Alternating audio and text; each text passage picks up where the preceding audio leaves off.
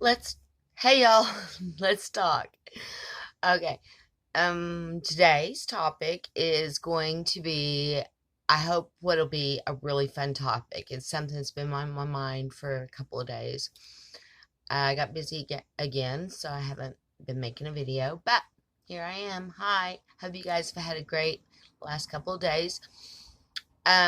One of the things that I've been thinking about, when I watch a lot of YouTube videos, and some of them are about cars, and there was some about some really old cars and stuff. Well, in my past, I spent time at a salvage yard growing up. My first boyfriend, first husband, his family owned a salvage. And so there's a lot of memories tied back in there. So one of the things that got me to thinking about it was that I wanted to share with all of you guys. What was my okay, my ex-husband boyfriend was Robin and his best friend was Dale.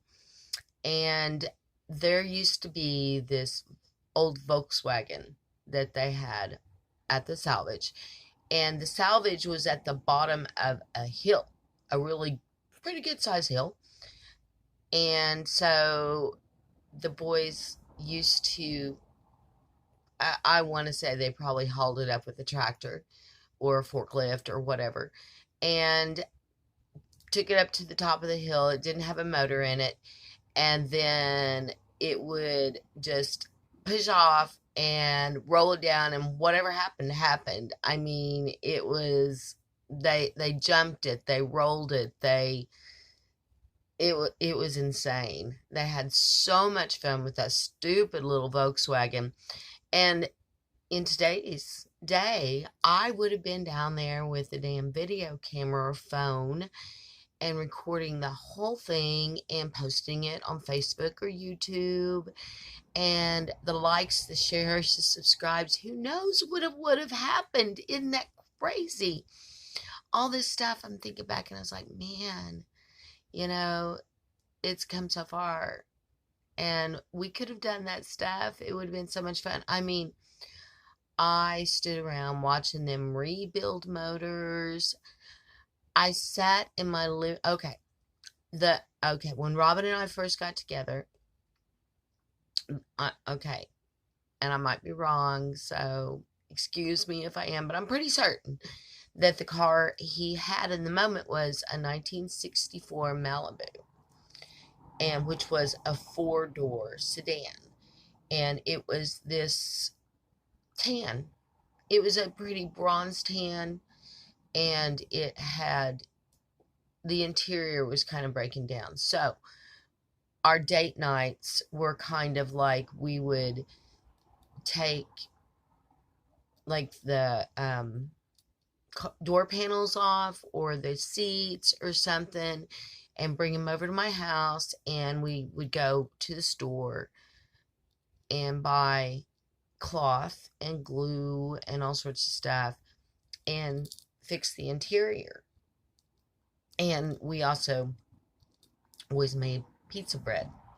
We would buy French loaf bread, and it was like, it was pizza sauce. Okay, they sold it as pizza sauce and mozzarella cheese and little pepperoni packets, and we came home and made our own French bread pizzas and sat around on the floor in the living room in this little craft project on the car. And then we also had moments where, okay, the cars used to run on these things called carburetors. It wasn't all fuel injection.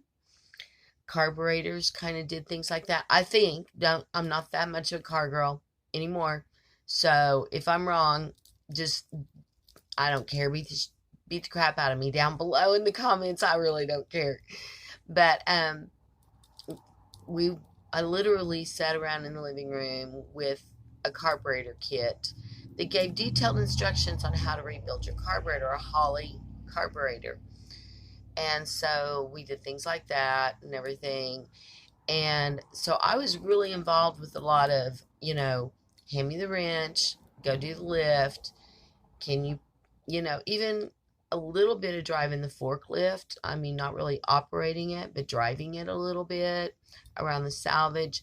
So it got me thinking, how many cool, by today's standards, man, I had some awesomely cool cars in my history. Okay, let's start with the ones that weren't even mine that I just got to start out driving with. Okay, first and foremost. Hold on, excuse me. When I was just a little bitty girl, my cat's peeking in on me. Sorry.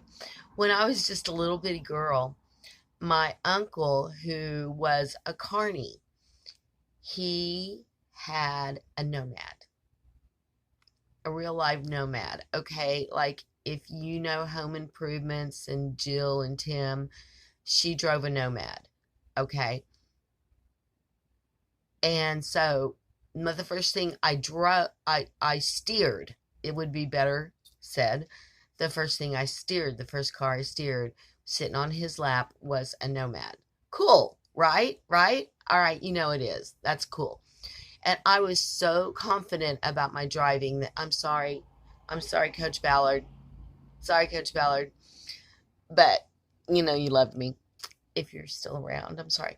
But anyways, whenever it came to driver's ed in high school, a free class that I got to take in high school, when it came time for high school and driver's ed, I, who had never really driven a car in my entire life, felt so confident that I could drive whenever there was asked, who here, okay, no, no judgment, who here has experience driving a car? I went right away, right away. And it was so cool because this is Snowball. Hi, guys. Say hi, Snowball. Um, it was so cool because I ended up being the person who every week got to drive. It wasn't a cool car, but I think it was like a Malibu, my driver's ed car. But every week, I was the one who got to drive on the expressway from the west side to basically the north side on the other side of town to the service center where my dad and my brothers worked and get gas for the car because we had to go over there and fill up for the week. So I was one that always got to do that. I drove on our Thursdays or whatever every time like clockwork. And I did great, really. And so that was that. But then after that, after I was 16, after Robin and I started dating, the cool cars that I was in with him was he had, well, first of all, the car that we drove the most was a 68 Camaro. We did the most work, and Dale, his best friend, had a 69 Camaro.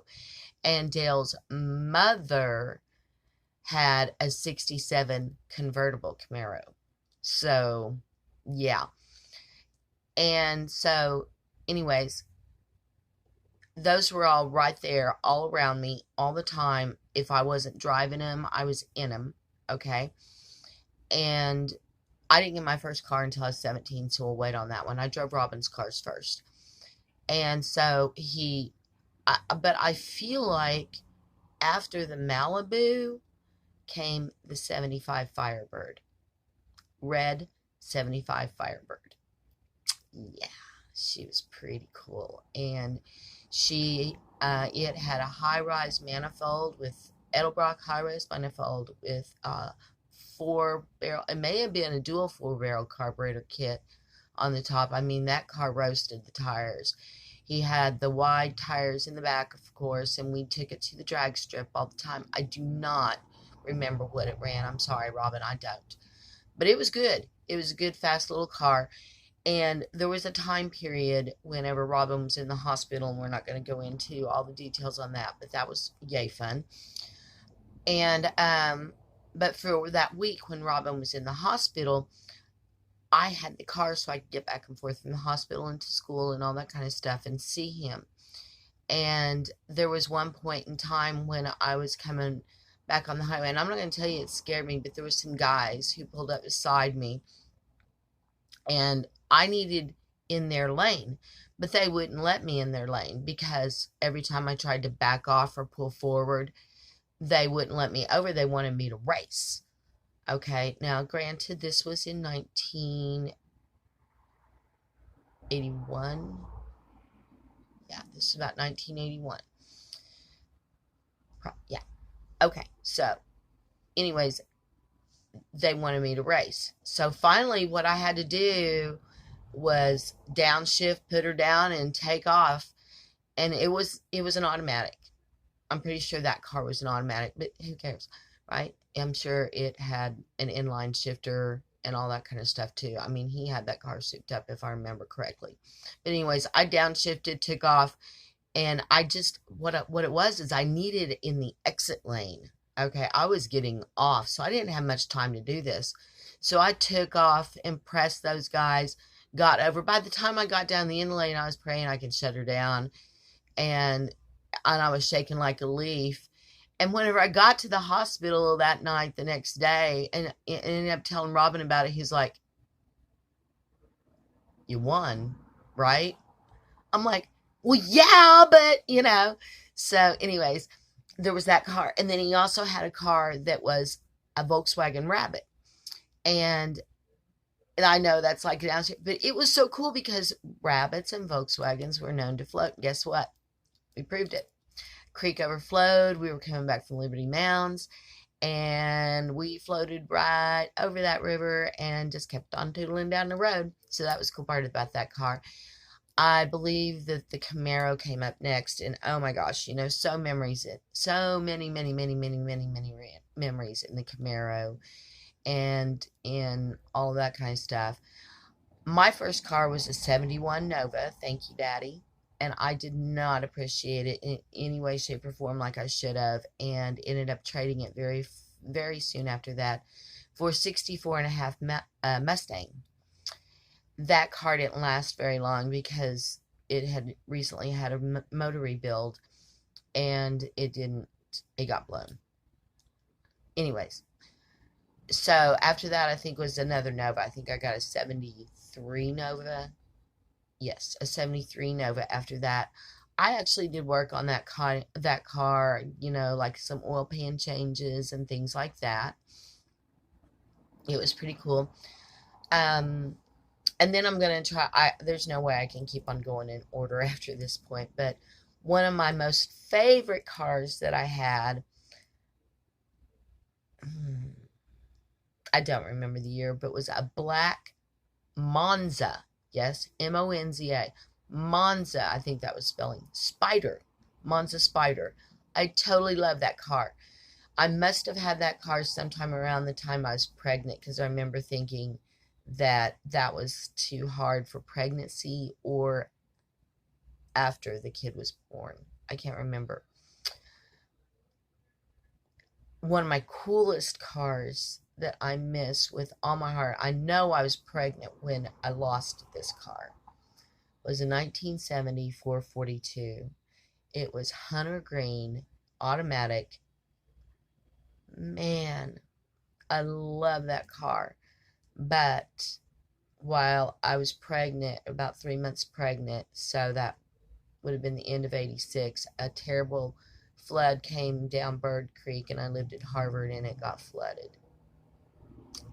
And you know, you can't really, especially on those vehicles, you can't come back from a flooded vehicle. So being in the salvage business, goodbye. She went bye-bye. I love that car. Whenever I started working, and to me, it's a cool, now some people think it's a cool car. I bought the first year a Fiero was ever made. It was black and automatic.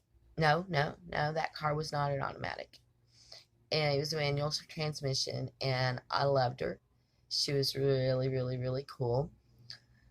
And, let's see, oh, okay. The coolest car I had as an adult, and it's got quite a history because as it turned out, I bought it with my second husband, but it was built by my first husband. Okay? It was pure quarter-mile built, tubbed, rolled, big block, 1969 Chevelle. Drag strip ready. I drove her. I don't know if I got her to her best speeds, but I know she got down into the 9s. Okay. This was one amazing vehicle. When we had our second child, we had to sell her. But we used to live in Collinsville on basically a country road. And the neighbors loved that car. So we would pretty much block off the street and ride around on that car. She's pretty amazing. She's pretty amazing. So right now, I own, there's a few things wrong with her, and I don't want to hear no feedback from none of y'all, because, you know, she'll still run if I put a little bit into her. Honestly, she would. I own a 1995 convertible BMW, which honestly is a pretty cool car, especially if you're in California or Florida. Alright, people are drifting these cars left and right. She's a manual transmission, and I absolutely love that vehicle. And someday, whether or not I ever put her on the street, I don't know, someday I'm going to make her run again, because she's my first convertible, and I just love her. I can't get rid of her for some reason. I've thought about it and thought about it and thought about it, and every time I want to, I go out there and I look at her a little bit. Oh my God, I just love you. You're so pretty. But anyways, and then I drive Mitchell's truck, which she and I are do or die. I'm sorry. I know a lot of people are like, she's not worth it. She is to me. Ride or die. Me and that truck. I love my truck. So, anyways, I hope you guys enjoyed this video. I hope it gives some joy to your day. I hope that you're all having a wonderful time. It's going to be really, really short today, quick and sweet. Oh, hallowed Father in heaven. Oh, Father in heaven, hallowed be thy name. I love you so much, and I appreciate all your blessings. I hope that you have all sorts of blessings for everybody who's watching out there and me. Let's just put our lives and our moments in your hands and ask for all the blessings that your Son can give us in his precious name. So, have a blessed and beautiful day, everybody. It is gorgeous out here in Tulsa, so I am out. Later. Paula Jean from Tulsa. Oh, like, share, subscribe. Like, share, subscribe. Please subscribe. But share, share, share. Thank you very much. Bless you guys.